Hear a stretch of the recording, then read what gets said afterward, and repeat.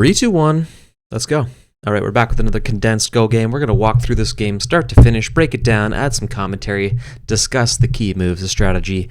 And in today's game, the focus is framework. Nothing crazy. This isn't a bonkers game. I'm not going to focus on any one move in particular. We're just trying to build our framework. That was kind of the focus of this game. I was playing as black, 11k, up against a stronger opponent, white, 9k, 2 levels stronger. So the computer set us up here with a 2-point handicap to get us started, just to even the playing field a little bit. And like I said, we're going to focus on the framework. I know I'm going up against a stronger opponent. I don't want to do anything crazy and leave myself open for an attack. So we're going to play easy and simple, and just build up our base, build up that framework. So focus on framework today. Let's get into it. White follows up on the bottom right-hand corner. We can probably fly through this one pretty quick. Nothing crazy, like I said. It's just easy moves. Like white played down here, and instead of getting aggressive, I just doubled up my cornerstone, right? Seal off that edge. Don't want him to punch through. Cut when you can. Don't overextend yourself. Hane your opponents when you can. Look at that. That one right there. That's a nice, simple move. E15, I protect my cutting point. It's not flashy. I was going to say fancy or flashy. I kind of combine those words. It's not flashy. It's not fancy. It's safe. I'm playing safe. I'm protecting my framework. I have a nice solid wall over here now that can't be cut. And that's what we want against a stronger opponent. You don't want to get cut. White does throw in there, and fair enough. Pushes in. Block him off. Nice little jump over to the right there by white. And again, so this one right here, playing against a stronger opponent, I like this because I'm on the 4-4. White could jump in behind, but I'm not going to attach and just leave myself kind of weak and open for attack. I'm just going to say, hey, I'm going to double up. I'm going to create a wall of 2. You're not going to jump in here now. You're not going to jump in here. You're not going to slide underneath. It's safe. It's not aggressive, but you're saying, hey, I want this corner. I want this corner. And I don't want to lose them. Sometimes it's just as important to not lose space as it is to be on the attack, right? Sometimes defense first. Pardon me. Especially against a stronger opponent. All right, so we should switch our focus to the bottom of the board. I'm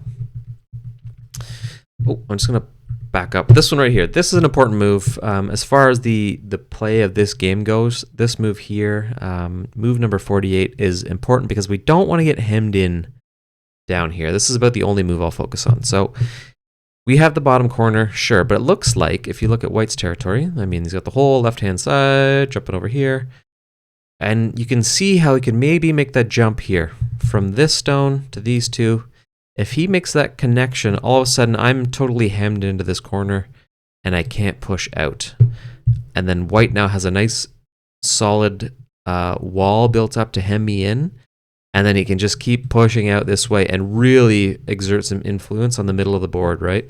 And we don't want that.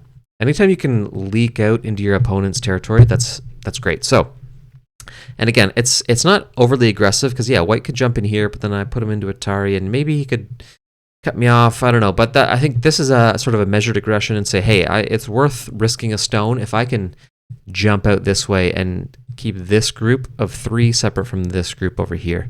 So that's about the only real important singular move of this game that I'll focus on. And it just gives me the opportunity to just leak out. There we go. So now that cutting point is safe. We've got a tiger's mouth around it. And we've also got the corner. So it just gives us the opportunity just to leak in this way and just erode your territory, your opponent's territory, I should say. Not only that, but it did separate that group, and it just puts a bit more pressure on this small group along the bottom there. So which you can start to attack. You push in, sure. And again, white's going to try and seal me off there, but we don't allow that to happen.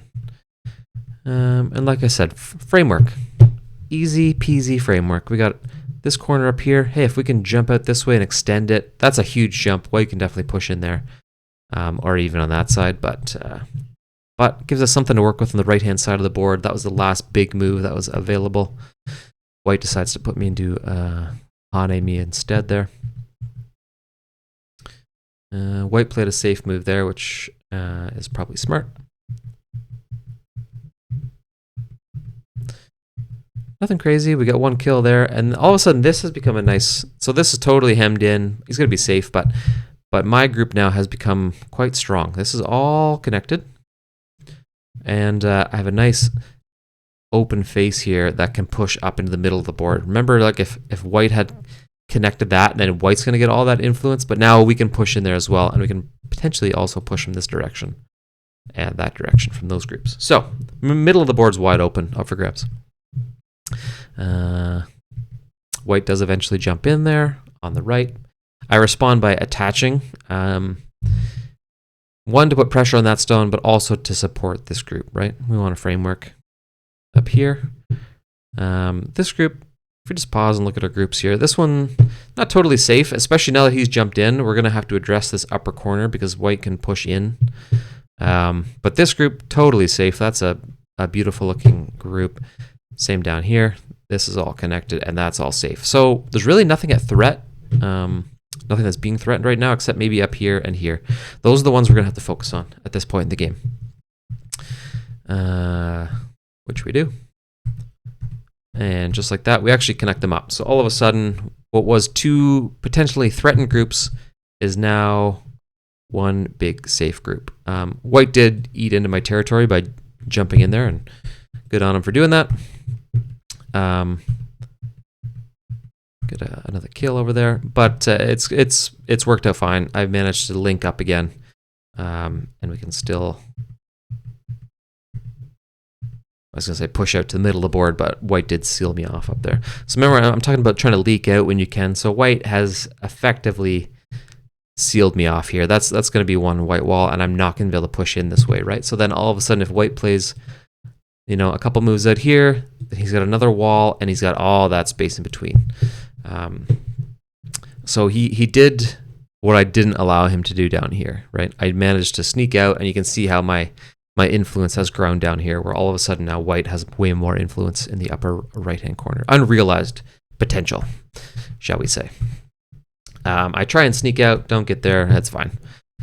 So then we start attacking the middle of the board from the left-hand group now, which is totally fine. There we go. See us pushing out into the middle. It's the only spot where there's some territory left to steal. And just safe moves, right? Nothing crazy. Put them into Atari when you can, forcing moves here and there. Like that's a nice one. We seal up some.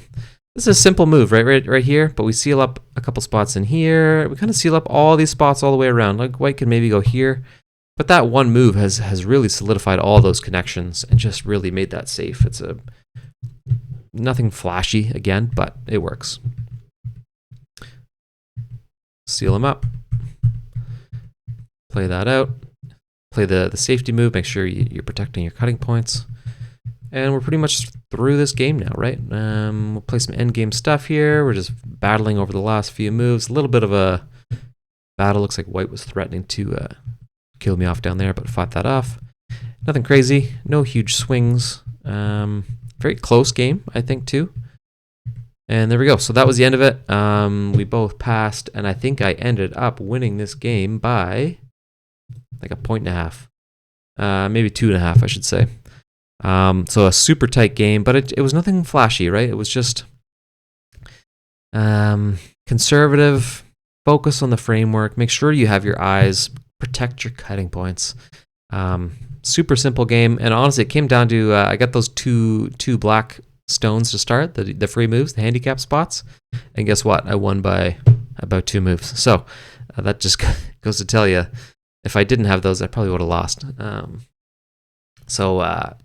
Those handicap stones really do even things out sometimes, and I ended up beating a stronger opponent, which always feels nice. But again, nothing flashy, nothing fancy, just slow and steady wins the race. Focus on your framework, right? All right, so that'll wrap it up for this one. Nice and short and sweet. Hopefully you enjoyed. Maybe you learned something. I know I learn a lot usually by playing these back and seeing my mistakes and watching other people play. That's how I learned. So hopefully it's helpful. If it's not, I guess watch somebody else's videos. Anyway, we'll wrap it up there. We'll see you in the next one. Let's go.